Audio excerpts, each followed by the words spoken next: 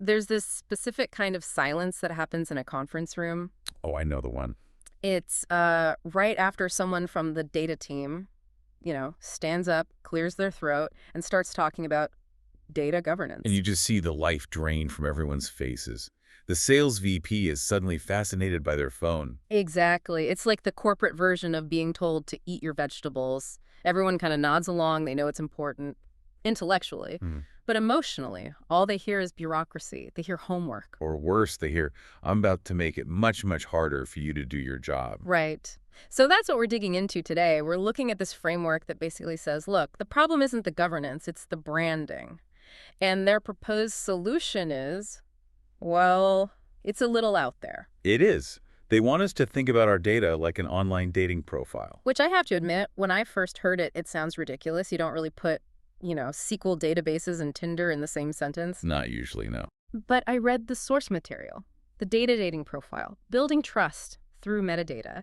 And the more I got into it, the more it made uncomfortable sense. The psychology behind it's spot on. It really is. I Yeah. mean, if you just strip away the tech for a second, the basic interaction, a user opens a dashboard, someone swipes on an app, it's identical. It's all about a split-second judgment call on trust. So that's our mission for this deep dive. We're going to break down this whole analogy, not just for fun, but to give you a real strategy, a way to actually sell governance to those colleagues who, usually just tune out. We're moving from governance as a chore to governance as attraction. I love that.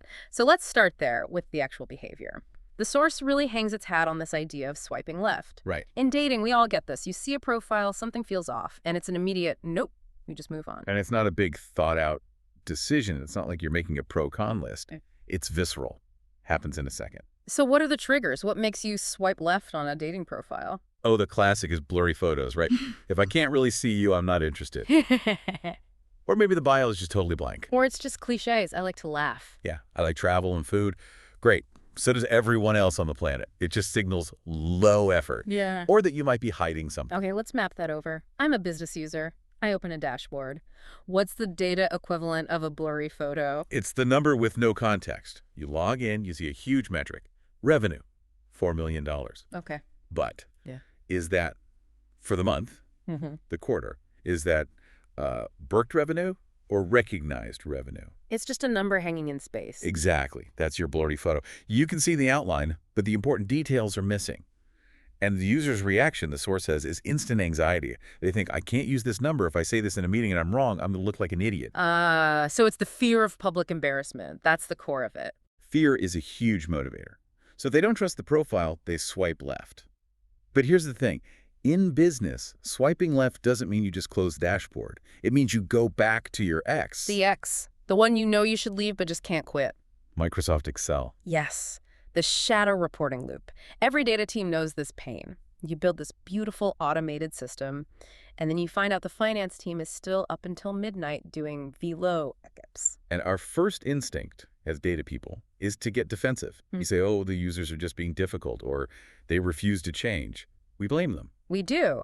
But the source material says, hang on, stop blaming the user. It argues this is not a technology failure. That's trust failure. A trust failure. Okay, unpack that. Because Excel is full of errors. Why trust that more? Think about why they go back to the spreadsheet. It's not because it's a better tool. It's because they built it. They know every single cell. They know where the numbers came from because they're the ones who copied and pasted them. For them, it has total transparency. So even if it's flawed, they trust it because they know its story, its lineage. Precisely. Your shiny new dashboard, if it doesn't have that story, that metadata bio, it's a stranger. And nobody bets their career on a stranger. Okay, so this brings us to the big reframe here. If we want people to stop going back to the X, we have to stop talking about metadata management. Oh, please. You walk into a budget meeting and ask for money for a metadata repository. You're getting laughed out of the room. It sounds like digital housekeeping. It sounds like pure overhead, a cost center. The source says we have to pivot our language. We're not organizing data, we're enabling adoption. Adoption enablement. Okay, it sounds a little bit like a buzzword. Give that some real-world meaning. Well, standard governance is usually defensive. It's about rules. Don't do this, protect that, lock this down. It's basically the fun police. Right. Adoption enablement is offensive. It's about marketing. It's saying, we are going to make this data so trustworthy and easy to understand that people will want to use it. It's about attraction. And the source gives us 4 pillars for that attraction, right? Clear definitions. Visible ownership, source transparency, and version control. Yeah. Those are the trust signals. If one of those is missing, the profile feels sketchy. They swipe left. I want to drill in on visible ownership because I think that's the one we miss most often. It is. So, on a dating profile, if someone says they're an astronaut, you kind of look for a picture of them in a spacesuit. You want some proof. Right. In data, if a number looks weird, say customer churn just jumped 10%.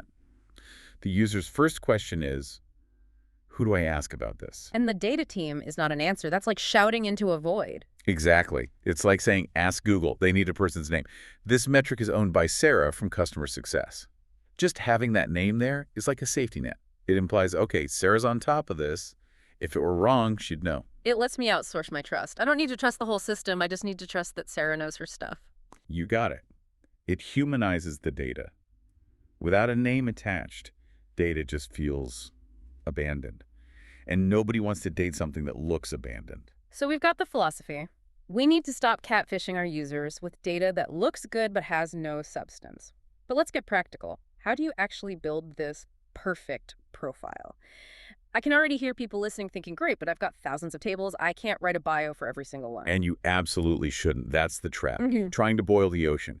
You start a project to document everything, everyone gets burned out, and it dies. So what's the strategy? You start small. You act like a high-end matchmaker, not a free-for-all app. You pick your most high-value assets. The dashboards the executives look at? Exactly. The top 5 reports the board sees every month. The one dashboard the sales team lives in every single day. Start there. You can ignore everything else for now. Okay, so we've picked our key asset. Let's say it's the main sales dashboard. Now we have to fill out its profile. The source gives 5 specific fields. These are the non-negotiables. You miss one, the whole thing feels off. All right, walk us through them. Number 1, business definition. And this has to be in plain English, not tech jargon. So not SEM of an FLDV3. It needs to be the total value of all signed contracts this quarter, not including renewals. Not including renewals. See, that's the part that matters. That one little phrase answers my first question before I even have to ask it. Precisely. It shows you're thinking like the user. Okay, second field, data source. This is the lineage. Data comes from our Salesforce instance, refreshed nightly into Snowflake. It's like knowing where your date went to school. Gives you some background. It sets my expectation for how reliable it is. If it says the source is a Google sheet that Bob in marketing updates manually. You're going to treat that very differently than if it says source, SAP Financials. For sure. Okay, third, owner. And this needs 2 names usually. The business owner, that's the person who decides what the metric means, and the technical owner, the person who keeps the data pipeline working. So if the number looks wrong, I call the business owner. If the dashboard is broken, I call the technical owner. Simple. No more runaround. Fourth field, freshness. The last refresh date. This is so critical. Nothing kills trust faster than stale data. Oh, I've been there. You're in a meeting, you present a number, and someone says, that was from yesterday morning, we have new numbers, and you feel like an idiot. And you never trust that dashboard again. It's a permanent swipe left. So the profile needs that little green active now dot. It has to say data current as of today, 8:80 a.m. And the last one, calculation logic. Yeah, show your work. If it's a complex metric like customer lifetime value, you can't just show the final number. You have to briefly explain the math. Yeah. Revenue minus cost divided by number of customers. Now let me play devil's advocate. That's a lot of text to put on a dashboard. People want clean design, right? And that leads to the most important part of the execution. Step 3, make it visible.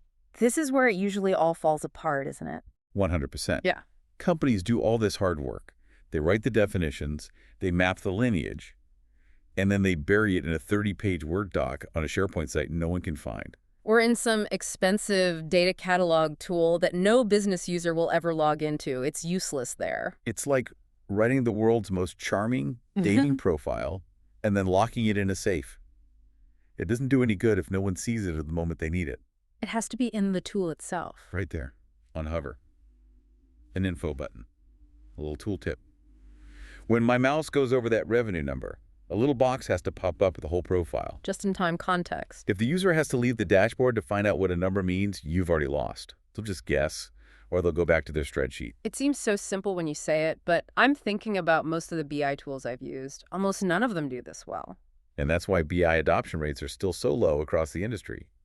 We spend all this money on the software, but we send our data out on blind dates. And then we wonder why it keeps getting rejected. I want to shift to the leadership view on this. Because to get the time and money to do all this profile building, you need a bit of a culture shift. The source talks about this myth of the difficult user. That's a huge point. We, as data people, can sometimes get into this adversarial mindset with our business users. Yeah, like, why are you asking so many questions? Just trust the numbers. But the source flips it. It says they ask questions because they're being responsible. They have a mortgage. They don't want to get fired. They're not going to stake their reputation on a number they can't explain. So when they push back and ask where the data came from, it's not them being hostile. It's them doing their job. Exactly. They're vetting their data. And if you, the person who runs the data, can't answer those questions, then you're the red flag. Oof, that stings a little, but it's true. It should. This is why governance isn't about controlling people. It's about being transparent. The source uses this phrase I love, presenting the data honestly. Honesty. What does that mean here? It means no catfishing. If your profile pictures are 10 years old and you show up to the date, the other person feels tricked, betrayed. It's the same with data. If a user makes a decision and then finds out the dashboard hadn't been refreshed in 3 days, they feel betrayed. And once you break that trust? It's gone, maybe forever. They will go right back to Excel and they will never leave. And honestly, you can't blame them. So the pitch to leadership isn't, we need governance for compliance. The pitch is, we need governance so our people can make decisions confidently and without fear. Yes, and to make sure the millions we spend on this data platform actually deliver a return. It doesn't matter how fancy the car is if nobody trusts it enough to drive it. I like that. Okay, so let's wrap this up. A quick summary of the data dating profile method. All right. The problem is users swiping left on dashboards because of bad metadata blurry photos. Which leads to shadow reporting, everyone retreating back to their X, which is Excel. The solution is to rebrand governance as adoption enablement. You start treating your key data assets like dating profiles. You pick a few important ones, and you fill out the bio, the definition, the source, the owner, how fresh it is, and how it's calculated. And, most important, you make that profile visible right there in the tool at the moment of decision. And the result is a culture that moves from suspicion to trust. No more catfishing. Exactly. Now, we always like to end with a provocative thought, something that goes a little beyond the source material. We've talked about dashboards, but where does this analogy go next? I've been thinking about this a lot with the massive push for AI right now. Everybody wants to build a chatbot to talk to your data. Oh, absolutely. That's the holy grail right now. Ask a question in plain English, get an answer. But just think about it for a second. If your users don't even trust a simple dashboard where they can see the charts and the numbers with their own eyes, why on earth would they trust a black box AI chatbot? That's a really good point. You can't see how the bot is thinking. If your metadata is a mess, if your profiles are all empty, that AI is going to confidently lie to you. It's going to serve up really bad information with a smile. The data dating profile isn't just a nice to have for dashboards anymore. It's the absolute foundation for any trustworthy AI. Wow, you can't ask an AI out on a date if you have no idea who its parents are. You got it. Yeah. If you have an Excel problem today, an AI tool will only make it 1,000,000 times worse, unless you fix the trust layer first. You can't just skip the dating part and jump straight into an arranged marriage with an algorithm. That is a very sobering thought to end on. If you're looking for that budget for governance, maybe AI readiness is the ultimate sales pitch, but the work is still the same. Fix the profile. Earn the trust. That's it for this deep dive. Next time you see a user questioning a report, maybe don't ask what's wrong with them. Ask yourself, honestly, would I swipe right on this data? Thanks for listening. Talk to you next time.